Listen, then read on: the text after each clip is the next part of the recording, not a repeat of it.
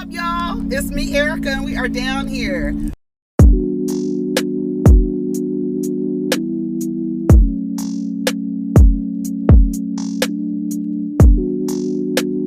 Peace, y'all. Take care of each other. Protect your energy. Okay, let me start from the beginning. What's up, everybody? This is Belle Collective. The other video I made, it's going to be a supplement to Belle Collective because I need to get through this review, and I spent so much time talking about Lateshia and Glen and why. So let's start from the beginning. You're desperate and you're crazy. Tambra is happy to announce she's going home to Greedy. She's going home to him, honey. Aikisha is upset because she doesn't understand why this woman came in there and she's getting ready to leave. Tambra left. She said, I got my issues with Tambra, but I don't like what's going on around here. I thought we were supposed to be cool. We're supposed to be a sisterhood and all this other stuff. When Taisha starts speaking, when I tell you I do not like what Aikisha did, bitch, you're passively aggressively talking about me. And when I address you, you tell me, don't worry about it. I'm talking to these women. Bitch, you're not going to talk over me. And then when I start talking, act like, oh, it's not a problem. I wasn't even talking to you. I was talking to these women right here. It's not a problem. I'm getting ready to leave anyway. Bitch, you're talking over me and addressing me. You don't get to address me and talk over me and then dismiss me. I was like, ugh, I didn't like that. There are a lot of qualities that Aikisha demonstrates that I don't like. I just don't like it. And I'm with Lateshia. I do not like the way Aikisha went about the Farish Street project. I don't like it at all. I don't. I was like, that's whack. Aikisha leaves. Aikisha refers to Taisha as the side chick, and I thought it was very presumptuous because that you would assume that Tambra is the main chick, right? You would assume that, okay? Because Tambra might be the side chick. We don't know. You came here with other motives. She doesn't deserve to be in my presence because she's a side chick. She's lower. Not the possibility of the cheating man, but the woman he's cheating, quote unquote, may be cheating with is not worthy to be in your presence. But you'll be laughing and kikiing in Greedy's face later, won't you? So when you find out that Greedy is doing this foul shit to Tamra, is being foul to Tamra, how are you going to rectify that? I would like to know. Lateshia wants everybody to know she didn't invite Taisha. She didn't know that she was going to be here. Marie said, that's my friend. She's our decorator. She did not know that her and Tambra had any issues. Lateshia was like, girl, you should have asked me. I would have gave you the 1 to 20 on what's going on with these women. And then, Marie's like, well, I thought she would have stayed. I didn't know. I didn't know what was going on between you guys. You didn't tell me nothing. I just wish she would have stayed, So she said, good. I thought Greedy cleared it out. And then Latrice said, good for Greedy, basically, because he getting over on these two women, fucking these two women. Girl, he ain't fucking Tambra. He ain't fucking Tambra. He ain't no relationship with Tambra. And that's what I was saying earlier. Tambra, Tambra is a Virgo. Tambra, you don't have to play this game for your parents. You don't, Phaedra. You don't have to play this game for your parents. You don't have to wear the prayer cloth. You don't have to act like you're giving up your freedom to go and move in with Greedy. You don't have to do none of that. That's the part that bothers me, is because you don't have to do any of that. You don't. So many people run through their lives performing these characters for people in their lives, and just instead of just being themselves, you're performing everything for every other person, and you look silly. You don't look like the smart woman that we know you to be. You don't look smart. You look less than smart. Well, I figured we would have a conversation and maybe get the timelines together. Well, Tambra was engaged to somebody else. Tambra got a lot of skeletons in her closet, and we pulling them out bone by bone. I know that's right. Marie ruined another event. That's what Essie said. Marie, I know one thing's for sure. Marie ruined another event. Y'all not gonna put this on me. I'm not gonna. Y'all not gonna. Can I just say, shout out to Marie. Okay, I'm gonna say it like this. Her accent, I mimic and do her accent. But I really love that she doesn't feel like Tambra, that she needs to change her entire. And it's so funny that her name is Tambra when the timbre is the way that the sound of a person's voice, and you can hear, like, that's how you can tell. It's funny, you could tell when you're talking on the phone to, you could tell the person by their timbre. You could tell they're black. You can tell it by the timbre of their voice. And it's funny that her name is Tambra, and she completely changes her voice to avoid her southern accent.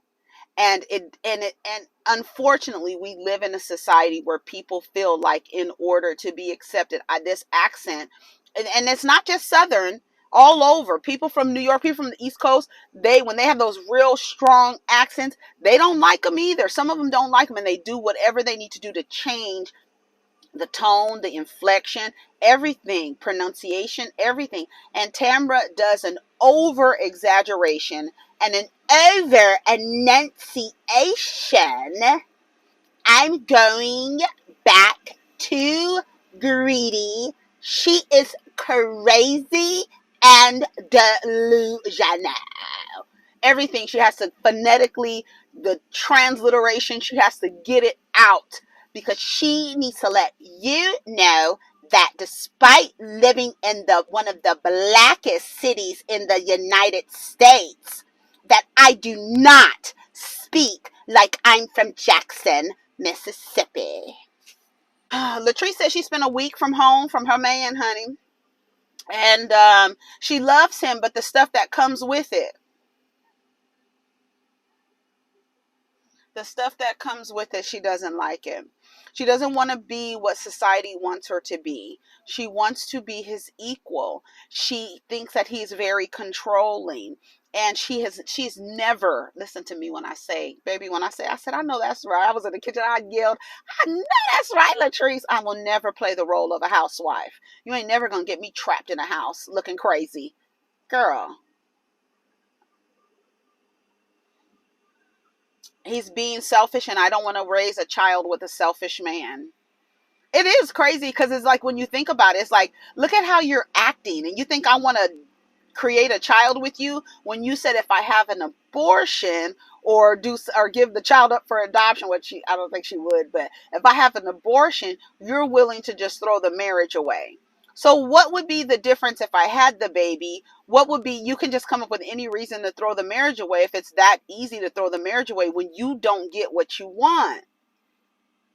I love that she said she's never going to play the housewife, and she's not going to be what society wants her to be. I love that for her. I love that for her. I love a woman who rejects what society has plans for her. I love that. You get nothing but the highest respect from me. The highest respect from me. The highest respect from me. Now, all we need for you to do is to stop calling the nigga daddy, and then he'll stop acting like your pawpaw. Okay? That's what you need to do. That's what I said. I said, first thing we need to do is stop calling that nigga daddy. He'll stop acting like your fucking daddy. He will. And he'll stop talking loud over you. Like, he even said to her, the reason that he talks loud is because he's a man. He has a man's voice. So he's going to talk to you loud, and he can't help it.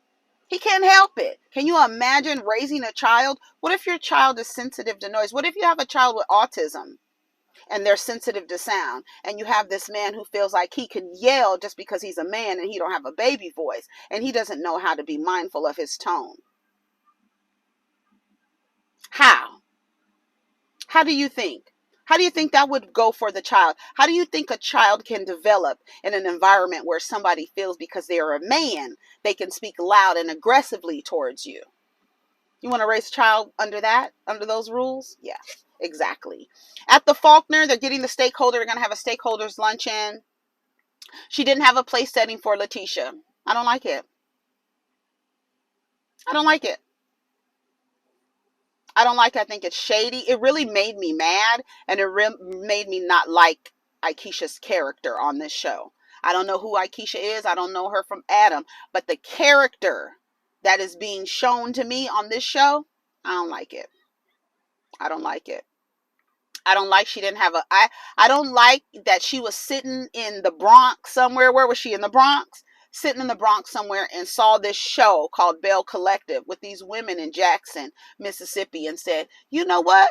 My family has property down there. Let me call Carlos King and see if I can become on this show and get this project started. Like, it felt like she literally took the idea from Lateshia. Now we know that Lateshia wasn't able to move into action. She had a lot of roadblocks, but because this woman already has land and her family has land in this area, it was easier for her to come in and do. But it was it's bittersweet. It's a bitter taste. It is. And then the fact she didn't have her place setting, I didn't like it. I didn't like it. She's going to have the top women leaders there. Letitia Pearson Enterprises, it's always going to be somebody that's going to try and knock you off your throne. That's what she said. And she kept calling it her vision. Did you just get the vision 6 months ago when you were sitting up in the Bronx watching the Belle Collective? You watching the Belle Collective, and all of a sudden now you have a vision. Girl, shut the fuck up. Marie said she doesn't get a good feeling from Tambra. Something's not sitting right in my spirit. Something's not sitting right in my spirit. Something about what Tambra is saying doesn't sit right with me. Tambra's sitting up there lying. Just, I don't know. It's not even worth it to even like go through the thing, because my advice at the end of the day is Tambra doesn't have to do this. You don't have to look stupid. Marie is looking for her mom. She's looking for her mother. We talked about that. Did we talk about that? She looked for her mom.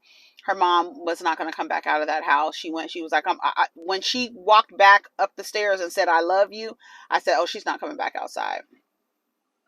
They said they sat there for 30 minutes before they decided to leave. And to Marie's point, and this should be, listen to me. If your health is compromised because you're running around or trying to make relationships work that are not even, they don't even benefit you, and you trying to make them work, and your health is being compromised, and you have an autoimmune issue where stress causes you to flare up, and you're trying to fight for a relationship that does not serve you, that causes you disease, and this person is not going to change. So what do you continue to do? Be in disease? Be sick? Fighting for something that doesn't even serve you? For what? That goes for the relationships with your parents too. Family members too. Not just these raggedy, dusty, musty ass niggas, but in every relationship. If it's not serving you and it's causing you disharmony and dis-ease, and it's not serving you, what are you fighting for? Leave that lady in the trap house, because again, you're gonna be sick and dead on the floor, and she'll be at your funeral one day, and at the end of the funeral, the repast is gonna be at the trap house. Y'all need to stop pouring into cups with holes at the bottom. Latrice goes and gets Cliff. He almost chops his damn arm off. Cliff got a landscaping company. He has to. Cutting trees. What you doing in a tree, man? What you cutting trees for? Almost cut his arm. Almost cut. What she said is, you could almost see the bone. You almost cut your arm off. He said, no, I wasn't going to cut my arm off. He just looking at her, staring at her. And I'm just looking at this old man. It's like, I was looking at them like, you really old, trying to get this young woman to have a baby for you. And it's really to them, And it's like, what are you going to do when your grown adult daughter just sat here and gave us a Yelp review? 3 stars. It was okay. Would not recommend. It was okay. Wouldn't recommend him as a daddy, though. He doesn't spend enough time with me. Girl, absolutely not. You speak to her in a loud tone, right? She says she felt bad because, her husband got sick and now they're calling from the hospital. People are calling her. She was like, oh my God, I feel bad because I was mad at my husband, right? I'm a loud speaking person. I don't have a little girl's voice. Well, she said people can't communicate without yelling. And he's probably yelling at her, and she's absolutely right. You're yelling at me to pull rank. You're yelling you're yelling at me because you want me to obey you and to be obedient. You see, he's like, you talking now, you're not gonna let me talk, so you just keep talking. Well, you let her talk. Let her shut your damn mouth up. See, what I will tell you this, ladies, you should never be in a relationship with a man who thinks that women are beneath him.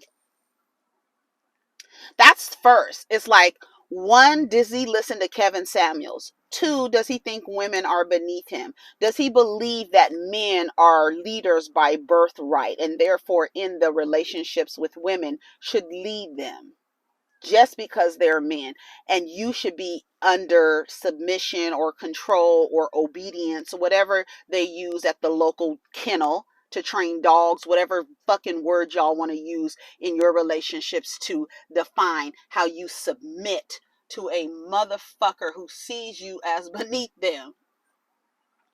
Those are not the relationships with the type of men you want to be in relationships with.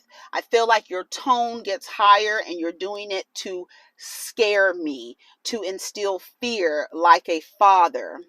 You're a woman who thinks she knows everything. Yeah, I've been told that by so many men. You think you know everything. Well, because I don't trust your knowledge. I don't. I don't trust you. Just because you have a dick, I don't trust you. Sorry. You don't get the benefit of the doubt. You have to show and improve. Not just show and prove, but show and improve. Okay? I have my own voice. I'm not going to listen if you're going to try to be an authority figure over me like my father. You want to dominate the conversation. He tells her basically all the shit you say adds up to BS. That's what he told her. I'll send you someplace if you feel like. She was like, yeah, send me someplace. Yeah, send me on a vacation. Send me on a trip. He says Latrice will be pregnant by next year, honey. She was like, pregnant by who? If a baby come out of this motherfucker, his name gonna be Jesus. Okay? Because we ain't having no babies, nigga. You just talking to me, you just told me all the shit I be saying is bullshit anyway. So anyways, the things that come out of her mouth mean nothing to him. Lateshia and Glen, they're at the therapist's office. She tells the therapist that she doesn't know if she can trust him because, once she gets back in the bed, once she gets back in his bed, he starts behaving the same way he was behaving before. He puts on a show. I don't know who he is. I don't know who I'm gonna get. He's basically putting on a show so that he can get her back in his good grace, so he can get back in her good graces. And once he's back in her good graces, he reverts back to what he's been doing over the last 18 years. I don't know how a person who has been doing something for the last 18 years is going to stop in 2 weeks just because you went to your mama's house. How you going to stop somebody for doing something they've been doing for the last 18 years in 2 weeks? There's never a real solid consequence. The only consequence is that you leave and go to your mama's house. And then he comes and sweet talks you and you back in the bed and he's back texting people. How many times are you going to do that? How many times are you going to do that? And why do y'all be fighting for relationships that don't serve you? What kind of dumb shit is that? For what reason? Okay. She grew in a different direction and he took it as neglect. I felt like she didn't need me anymore. Like I said on the little supplemental video that I did for this. That's why these niggas are in circles and digital spaces crying because women don't need them anymore. That's why they don't want you to have an education. That's why they don't care about how much money you make. They want you to be in a permanent underclass with them. They want you to be with them in poverty, low education, literacy rates in the toilet. But because they're people with penises, you should be beneath them and you should need them. She didn't stand by my side when she saw me suffering. He says he's going through depression. So he's depressed because his woman is moving in a different direction and she no longer needs him. So he needs to go find a woman in need of a penis in her vagina so he can feel needed again. She didn't see it as a cry for help. I didn't see you fucking other women as a cry for help. So I'm supposed to help you as you harm me? As you dishonor your marriage? I'm supposed to recognize that and help you? You know, as men, we're not told to be emotional. Does anybody see how this is not working in your relationships collectively? Where you lack emotion and the only thing you know how to offer is hard dick?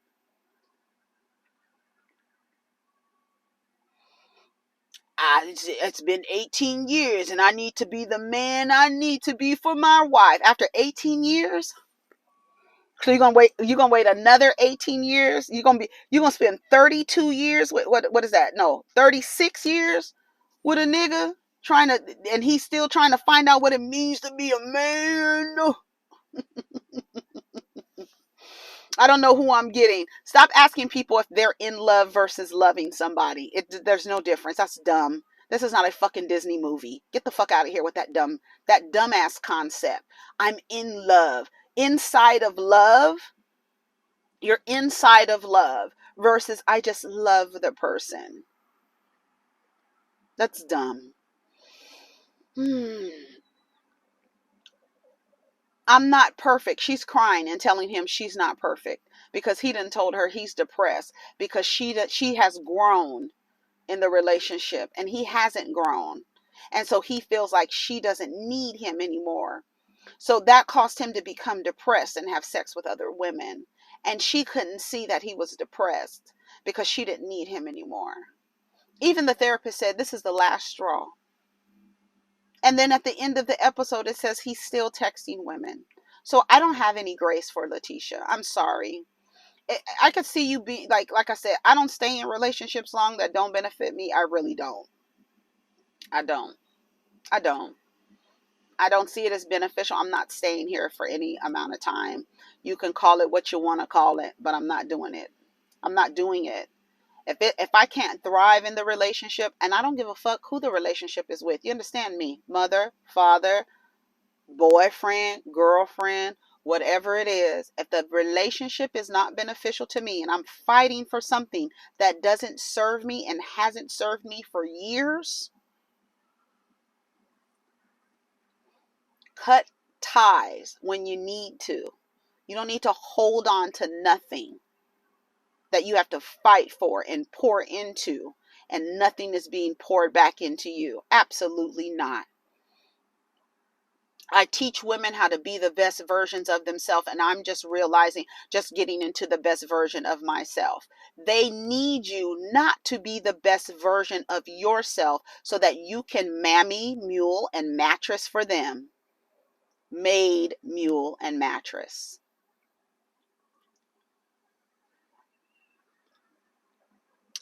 He says, look at my tears. He over there looking so stupid, trying to look sad, pulling a Mighty Mouse and Marsupial over there, acting like they know how to act like they're emotional. But when it's all said and done, you see, he did all that acting for that therapist just to go back and do what he's been doing. Because again, you can't teach an old dog new tricks.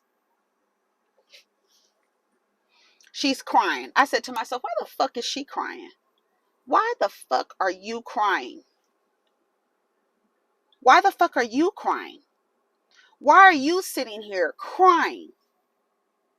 Talking about, I'm not perfect. What? That's the problem. Y'all be, and that's what I said when I saw that video the other day, yesterday.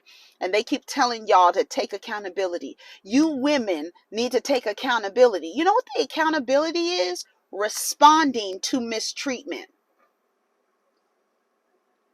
You need to be held accountable for staying in a relationship that you have been mistreated in for at least, I'm going to give you 10 years. You've been together 18 years since you was 18 years old.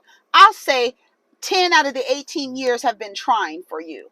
He has cheated on you multiple times. He has not honored the relationship. I'm not perfect. And you are sitting up there crying. See, she going to grant me another chance. Another chance. And you let the dog back into your house, and what does he do? Shit on your bed again.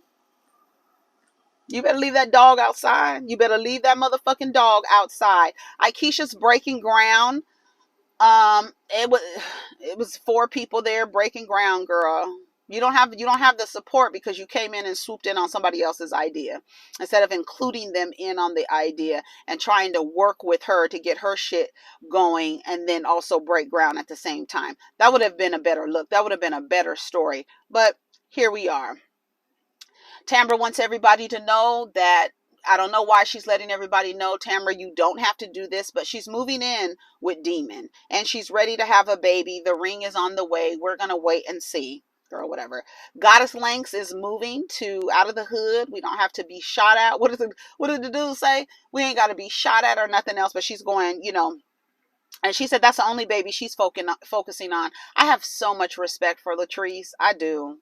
I really do. I have so much respect for women who who operate like that. I do. I really do. And the only thing that I would say for her is to stop calling him daddy. That she needs to call him Zaddy or whatever, but she needs to call him Cliff.